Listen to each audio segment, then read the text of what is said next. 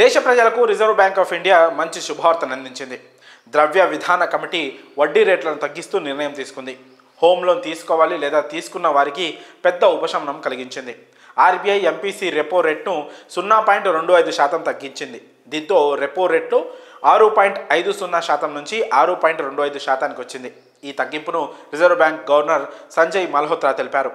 దాదాపు 56 నెలల తర్వాత అంటే మే 2020 తర్వాత రెపో రేట్ను తగ్గించింది ఆర్బీఐ. ఇది ఆర్బీఐ గవర్నర్ సంజయ్ మల్హోత్రా మొదటి ఆర్బీఐ ద్రవ్య విధాన సమావేశం. దీనిలో ఆయన తొలిసారిగా సామాన్య ప్రజలకు పెద్ద ఉపశమనం కలిగించారు. రెపో రేట్ల తగ్గింపు కారణంగా సామాన్య ప్రజలకు పెద్ద ఉపశమనం లభించింది. దేశ ప్రజల రుణ ఈఎంఐ, ముఖ్యంగా గృహ రుణ ఈఎంఐ తగ్గుతుంది. ఈ వారంలో సామాన్యులకు ఇది రెండవ తీపి కబురు అవుతుంది. కొన్ని రోజుల క్రితమే దేశ ఆర్థిక మంత్రి నిర్మలా సీతారామన్ వార్షిక ఆదాయం 12 లక్షలకు పన్ను మినహాయింపు ఇచ్చారు. ఇప్పుడు దేశంలోని గృహ రుణ కొనుగోలుదారులకు పెద్ద ఉపశమనం కలిగిస్తూ రుణ ఈఎంఐపై వడ్డీ తగ్గించింది ఆర్బీఐ. రాబోయే సమావేశంలో రుణ ఈఎంఐ తగ్గింపు ధోరణి కొనసాగవచ్చు. లోన్ ఈఎంఐ తగ్గించాలనే డిమాండ్ చాలా కాలంగా ఉంది.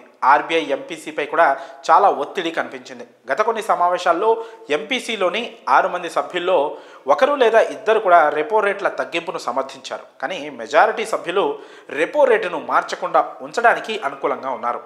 కేంద్ర ప్రభుత్వం నుండి కూడా నిరంతరం ఒత్తిడి పెరుగుతూనే ఉంది.